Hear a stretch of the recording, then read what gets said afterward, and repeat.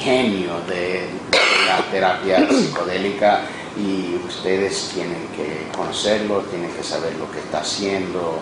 Es una persona maravillosa. Yo lo he invitado que venga a Nueva York, a nuestro centro, y ustedes lo tienen que invitar a Baltimore, que dé algo en el centro. Lo único que es difícil es que no habla inglés.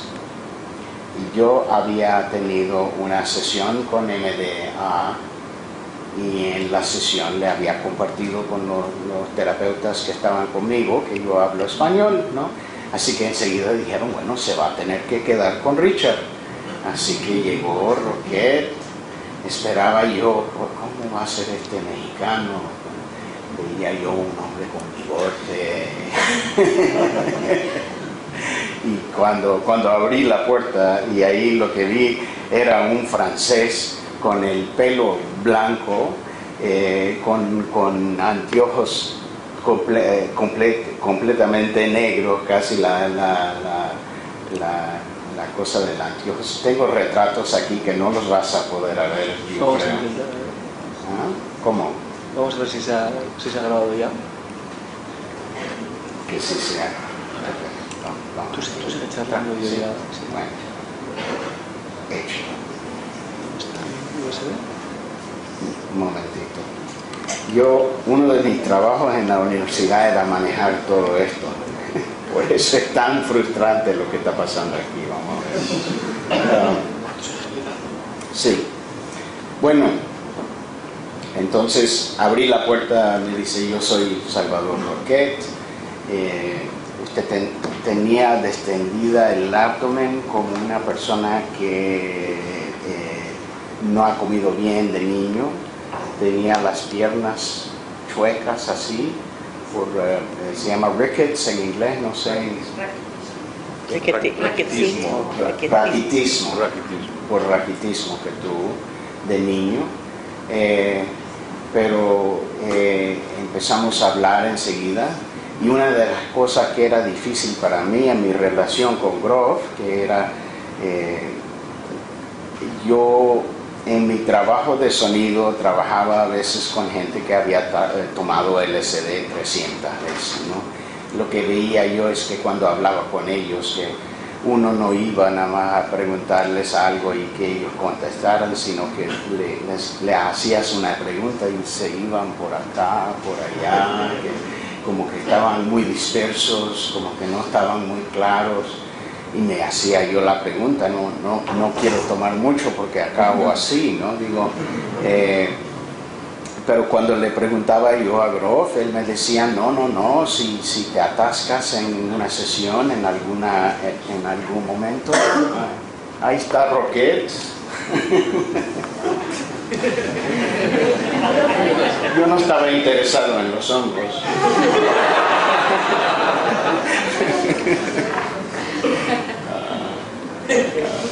Y Groff decía, mira, si te atascas o si encuentras una dificultad, todo lo que tienes que hacer es repetir la sesión, ¿no? Y buscar un lugar sano y salvo para hacer la sesión, pero te vas a pasar por el conflicto y vas a llegar y vas a resolver todo. Y yo me quedaba haciéndome la pregunta que como que no me sonaba bien esto. Y al conocer a Roquette, era mi primera pregunta, Roquette, ¿qué pasa? ¿Qué sientes tú que pasa? ¿Qué pasa con el movimiento hippie? ¿Por qué no ha tenido más éxito? Y enseguida me empezó a hablar de la fantasía. Y me empezó de hablar de un nivel donde uno podría creer que estaba teniendo una experiencia mística, pero de verdad era una fantasía. Y que para llegar verdaderamente a donde se tenía que trabajar, se necesitaba la ayuda de un terapeuta que sabía lo que estaba haciendo, que manejaba el medio ambiente, que trabajara con las resistencias, que ayudara a la persona a meter y procesar lo que tenía que procesar, ¿no? Y nos quedamos hablando toda la noche. Yo estaba completamente ido con la conversación y la persona, y yo listo para ir a México a estudiar con él, ¿no? Y fuimos al centro el próximo día y él daba lo que se llama Grand Rounds, ¿cómo ¿cómo dirías tú eso? Como una presentación a todo el equipo profesional de su trabajo. Y me tocó a mí hacer la traducción, ¿no? Y era un encuentro muy fuerte entre dos culturas. Teníamos en el centro de nosotros la cultura que describió Chema de terapia psicodélica, de la idea que solo tener una experiencia mística va a curar todo. Y a su lado teníamos la información de Stan Grof, que venía de Europa, con la escuela psicolítica, con la idea de que había que escarbar más la idea de la personalidad misma, la historia personal, y trabajar ahí para llegar a los niveles más profundos. Pero el trabajo que estábamos haciendo era un trabajo científico, era un trabajo con un terapeuta y un coterapeuta, trabajo individual.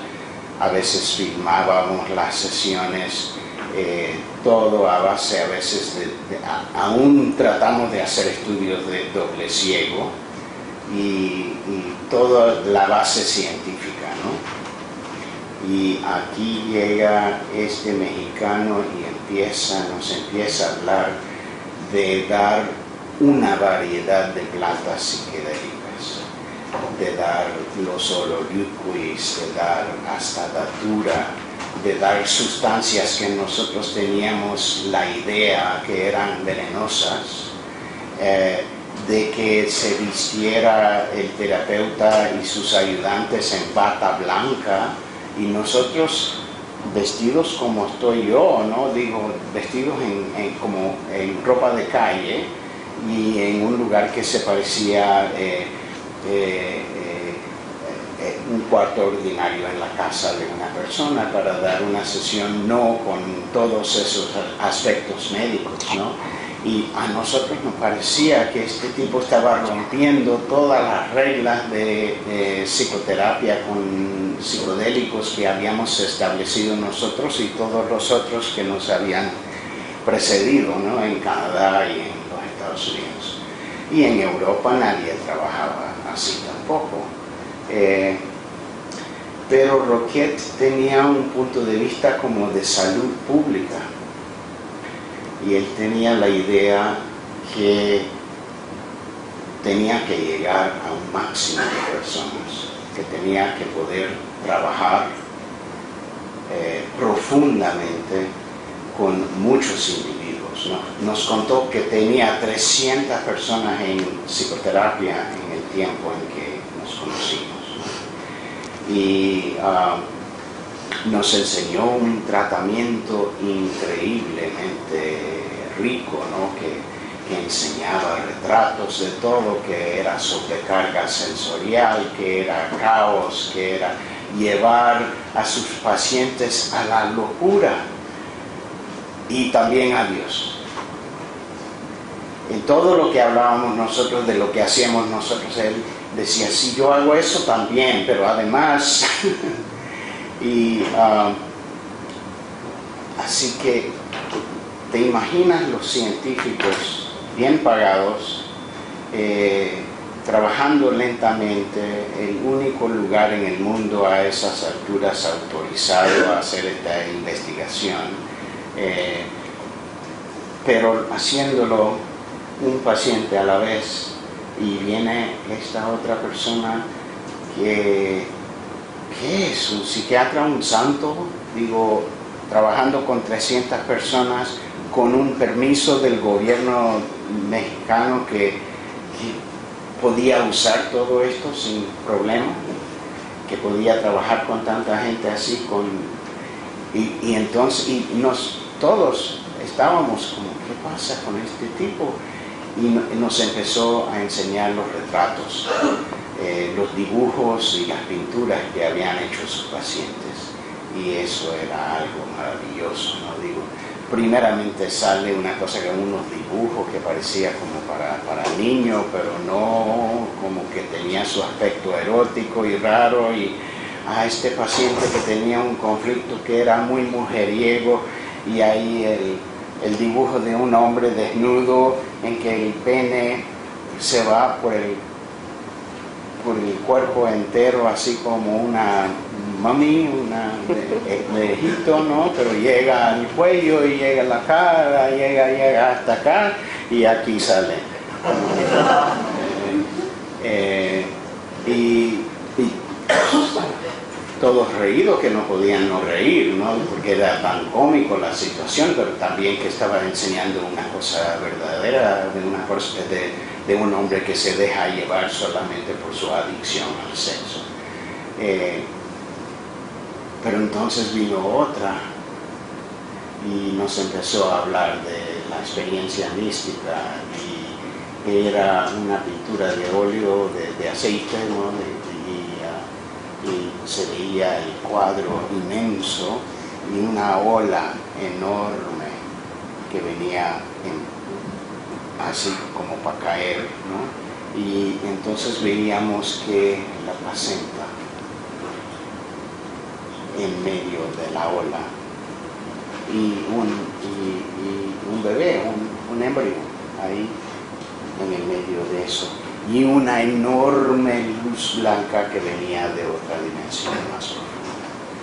Y digo, total quieto en el cuarto, ¿no? Digo, la gente muy impresionada de la pintura y de lo que enseñaba del paisaje interno que había vivido la persona que lo pintó.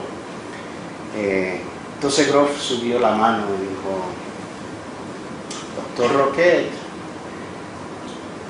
nos has dicho de un tratamiento increíblemente complicado, con muchas diferentes plantas y drogas, incluyendo drogas que producen alucinaciones de verdad, y manejas una situación de terapia de grupo de 20, 25 personas tomando toda esta y tomando diferentes sustancias. Cuando yo estaba en Checoslovaquia y tenía permisos más abiertos, yo traté de hacer terapia en grupo, pero no se podía hacer terapia en grupo porque no quedaba lo suficiente del yo en un grupo para hacer un proceso de grupo con esa gente. ¿Cómo es que puedes trabajar tú con un grupo tan mixto, con diferentes drogas, con una situación tan complicada? Y lo que él dijo: mira, doctor Grof, yo doy sesiones individuales también, y a mí me parece muy eficaz, y las experiencias son las experiencias que ustedes dicen que sus pacientes tienen, pero cuando doy experiencias de grupo es tanto más profundo, porque cuando un paciente describe su trastorno, lleva a los demás a escarbar en ellos mismos por sus trastornos. Cuando un paciente hace descripción de su experiencia mística, nos lleva a todos a Dios. Es un proceso bello, es un proceso más profundo, y es un proceso con implicaciones a dimensiones de salud pública que no tiene el trabajo que están haciendo ustedes. Entonces, dice Grof, me mira, y no sé cómo contarte, era muy difícil ser estudiante de un individuo tan brillante como Stanislav Grof. Sabía todo, no había manera de conseguir entrada. ¿Qué iba a hacer yo? Digo, si querías una contestación a una pregunta, ibas donde él te la contestaba porque sabía todo del campo, pero si querías hacer una innovación, no podías porque llevabas lo que fuera a Grof y decía, yo conozco todo de esto, ¿no? Y de repente Grof me mira y dice, creo que hay problema con el traductor.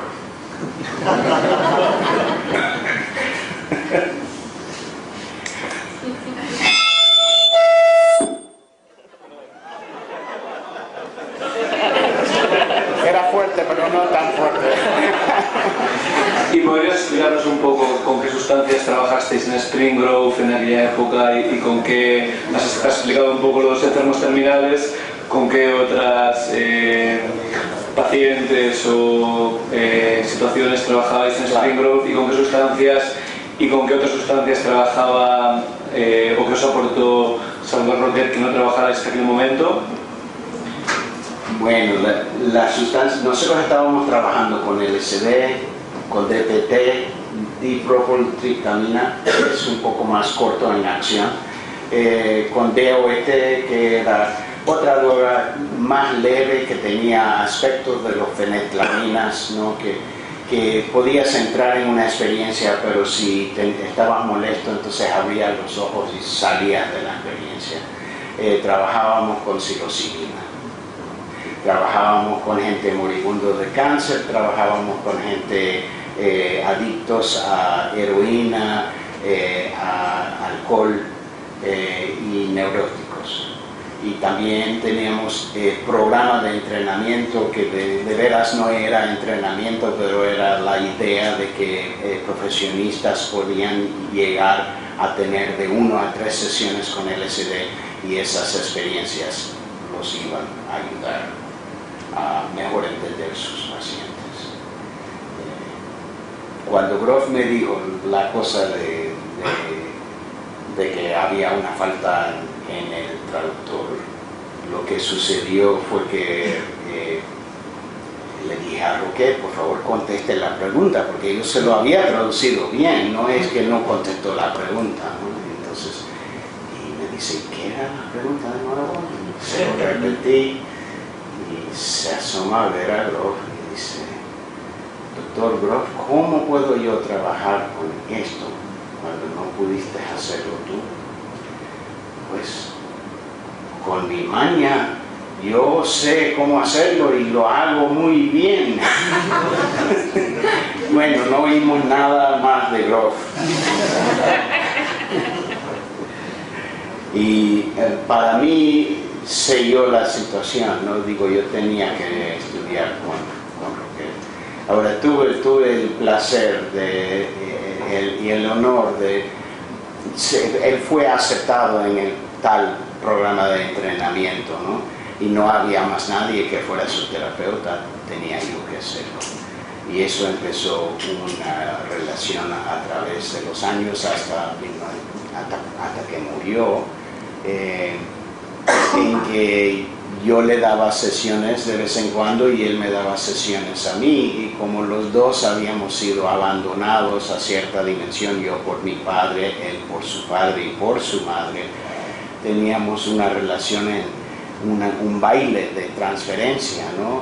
Éramos grandes amigos, éramos colegas, yo aprendía de él aprendía de mí, pero la situación era caótica por este elemento tan fuerte de transferencia. De repente le decía, yo me abandonaste, ¿no? Y, no, tú me abandonaste a mí. Y os aportó también el tema de sustancias que os aportó, lo de la ketamina y esto, eso lo querías comentar. Entonces también lo que sucedió en esa reunión fue que Roquet empezó a hablar de ketamina y era la única cosa, la única droga que mencionó Roquet que no conocíamos y que no conocía a Grof era ketamina. Y empezó a decir, bueno, yo uso ketamina es una sustancia psicodélica anestésica que yo descubrí los efectos trabajando con un anestetista mexicano, un colega que vino a mí, me dijo que estás trabajando con drogas psicodélicas, esto es muy interesante porque los pacientes que salen de anestesia hacen descripciones que parecen algo de lo que tú dices que pasan tus pacientes, y empezó a trabajar con la droga y lo encontró maravilloso, ¿no? Y lo usaba en 3 aplicaciones en una sesión de 24 horas. Las sesiones de su terapia de grupo de psicosíntesis duraban 24 horas. Al cabo de la presentación salimos del auditorio y Groff nos vino a decir que esta droga ketamina yo no la conozco. Y dice Salvador, pues no sé, qué interesante que no la conoces, si es un producto norteamericano, yo me imaginaba que tú sabrías de esto, pero es hecho por los laboratorios Park Davis. Aquí tengo, si quieres probar. y Groff dijo enseguida, shh, en mi casa esta noche.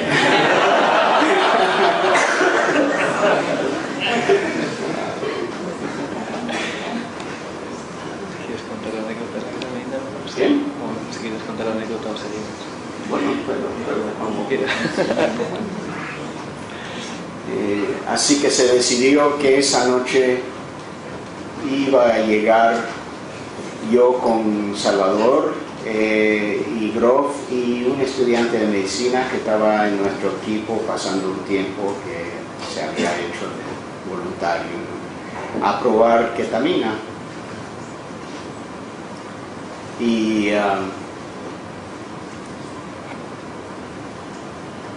Salvador llegó con sus transparencias, sus diapositivas y su música y empezó a tocar cánticos ¿cómo se dice?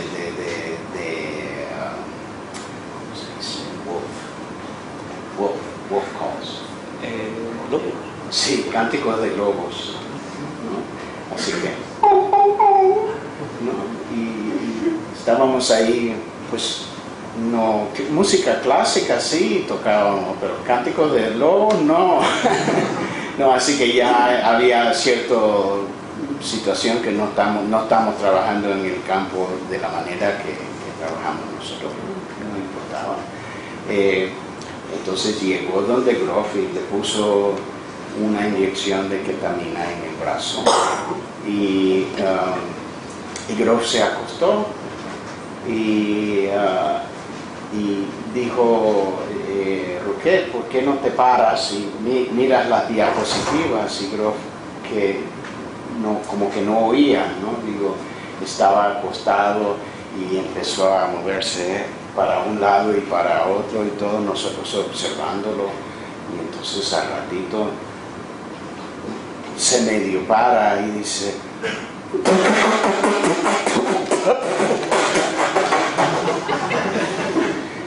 y me puse a pensar.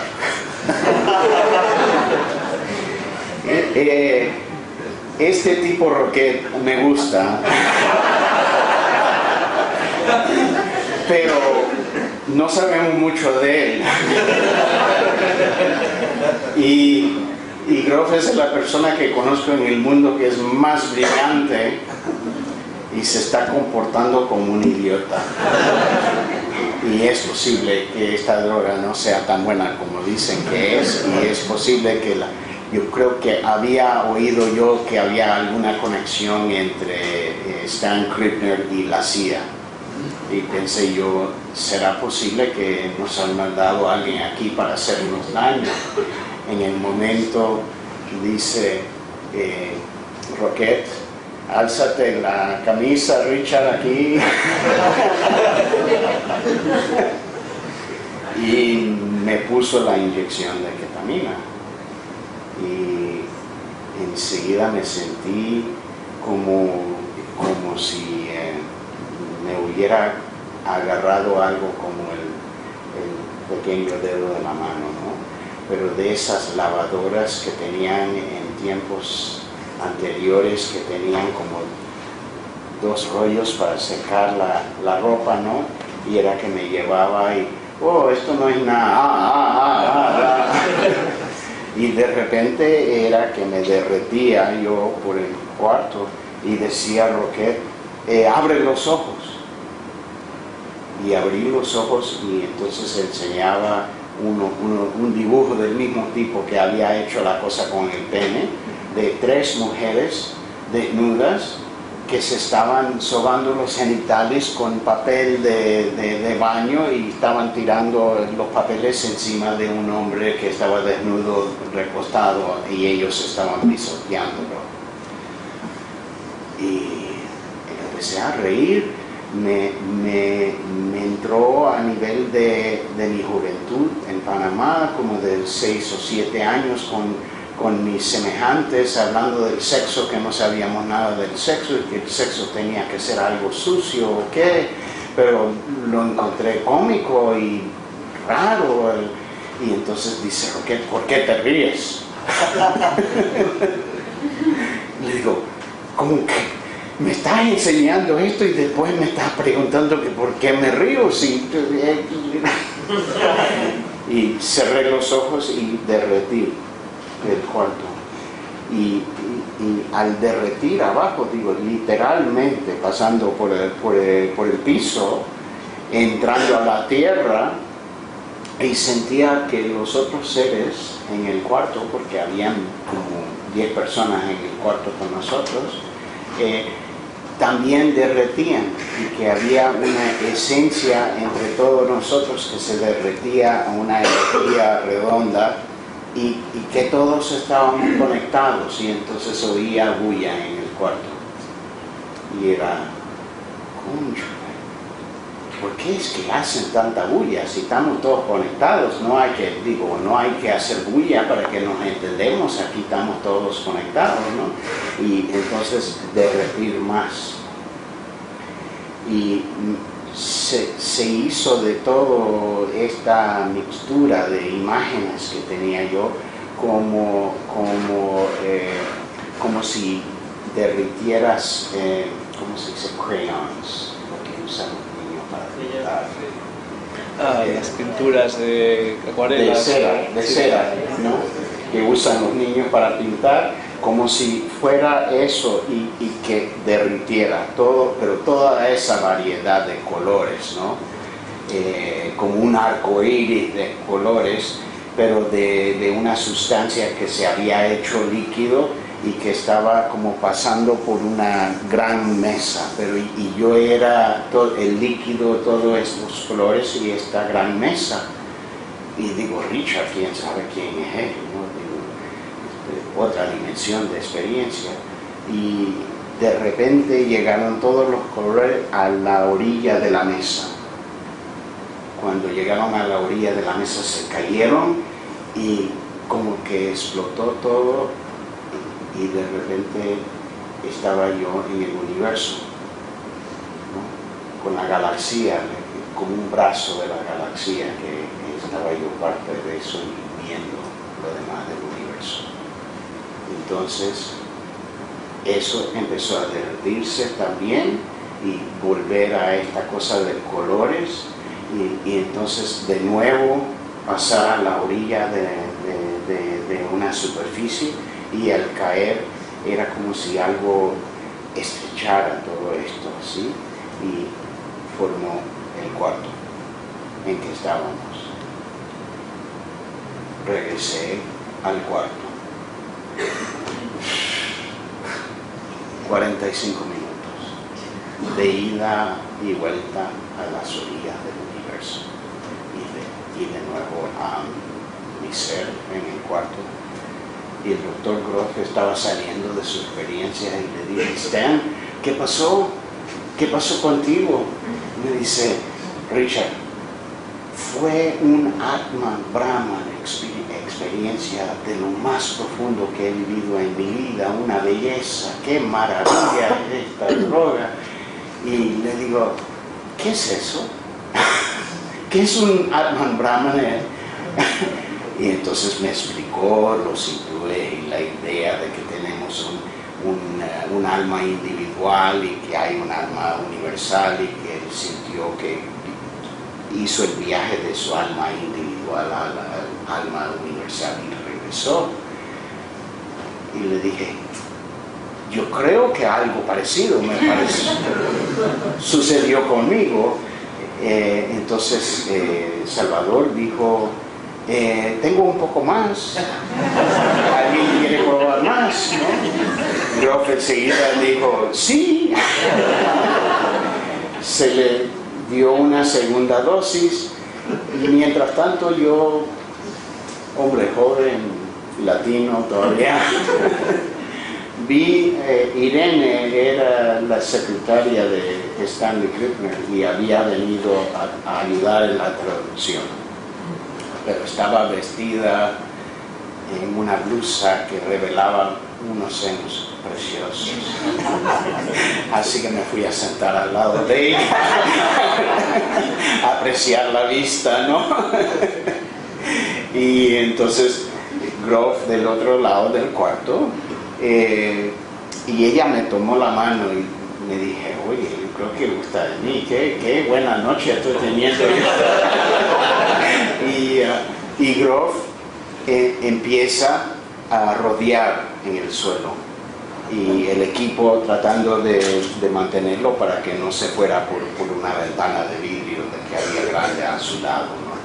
Y fui donde Roquette un momentito y le dije, Salvador, ¿qué pasa con eso? Ay, esos son conflictos, Richard, que está viviendo, hay que dejarlo ser. Bueno, me regresé con Irene y iba de un lado del cuarto al otro, y a ratos viene por delante de nosotros y para por delante de Irene y sube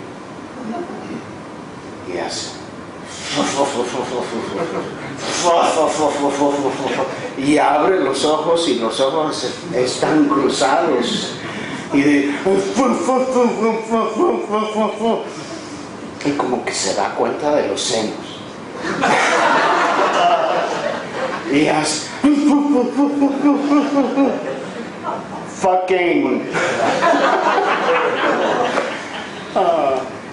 y de nuevo era una experiencia para mí como su joven estudiante. Dios mío, es un hombre. Siente las cosas que estoy sintiendo yo también. Digo, no es solamente este inalcanzable genio, ¿no? Es una persona. Entonces salió después de la sesión y le dije, ¿cómo fue esa? Era otro, Atman Brahman.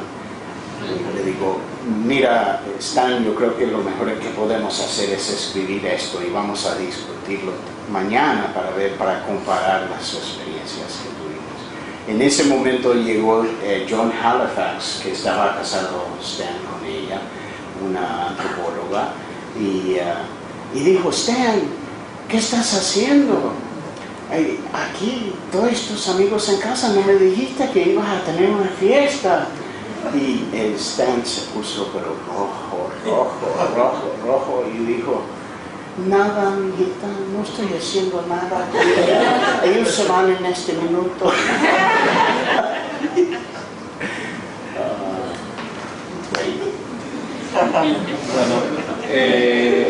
Después de todas las anécdotas, estuviste unos años en Spring Grove, como nos explicabas, que coincidió con la época que conociste a Roquette. Más o menos en el 76 fue cuando empezaron a acabarse los recursos para hacer la investigación y empezó a haber problemas de conseguir permisos y financiación. Entonces, sin embargo, tú pudiste seguir trabajando todavía con LSD algunos años más. Entonces, ¿podrías explicar un poco hasta cuándo pudiste seguir trabajando antes de entrar ya al estudio de MMA que estáis haciendo ahora? Bueno, lo que sucedió con el centro de investigación es que el trabajo ahí entró en dificultad cuando salieron artículos en la prensa popular de que la CIA había dado LSD ocultamente a uno de sus miembros, y ese hombre se había tirado por la ventana de un hotel en Nueva York. Y de repente armó un lío y empezaron a examinar la investigación que estábamos haciendo como si estuviéramos haciendo algo mal, ¿no? Y llegó a cerrar el centro para el trabajo psicodélico. Y yo trabajé muy duro con mi amigo Francesco Di Leo y con Albert Kurland, que era el director del centro, de llevar el permiso adelante, pero zafándolo del centro de investigación. Y pudimos lograr permiso de la Universidad de Maryland para trabajar con pacientes moribundos del cáncer. y pude trabajar con unos 4 pacientes en los 1980s, del 82 al 86.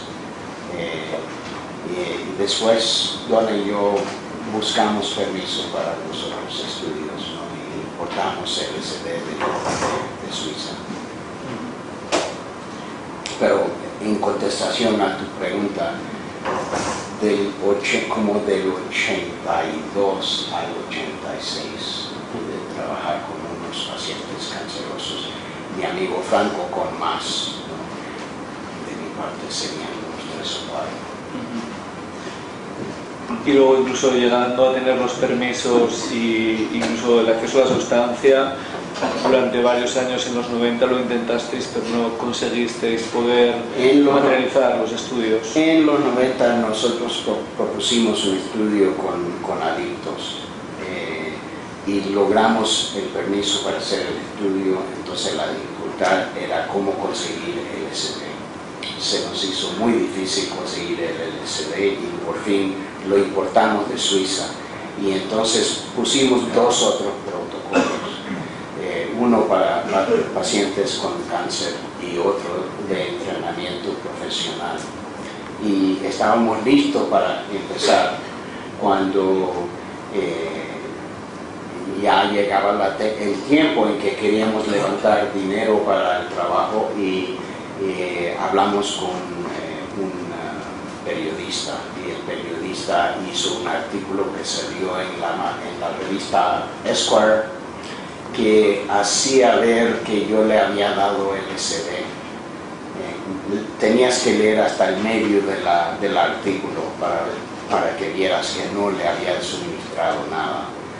Cuando el gobierno vio eso, dijo, pero de una manera muy rara, ¿no? En vez de decir, no, este tipo de prensa no se puede permitir, ellos dijeron, creemos que tu LSD no es